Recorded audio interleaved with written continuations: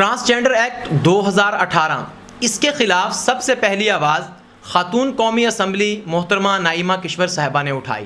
لیکن معزز اسپیکر ایاز صادق صاحب نے یہ کہہ کر ان کی آواز کو دبا دیا کہ سینس آف ہاؤس یہی ہے کہ بل کو پاس کیا جائے، یعنی ارکان کی اکثریت یہ چاہتی ہے کہ بل پاس ہو۔ یاد رکھیں، ایک دن ایسا بھی آنے والا ہے جس دن ہم نہیں بولیں گے، ہمارے ہاتھ بولیں گے، ہمارے پاؤں بولیں گے، ہمارے کان بولیں گے، ہماری آنکھیں بولیں گی، ہمارا ناک بولے گا، ہمارے جسم کا رواں رواں بولے گا اور روئے زمین کا ذرہ ذرہ بولے گا۔ اگر اس دن سینس آف ہاؤس کے مطابق فیصلہ ہوا تو ہم تو مجرموں کے کٹہرے میں کھڑے ہوں گے اور اللہ کی رحمت اور رسول اللہ کی شفاعت سے محروم کر دیے جائیں گے۔ اور اگر اس کے مطابق اللہ تعالیٰ نے اپنے عدل کا اظہار کر دیا تو عدل کریں تے تھر تھر کمن، اونچیاں شاناں والے فضل کریں تے بخشے جاون، میں جئے منہ کالے۔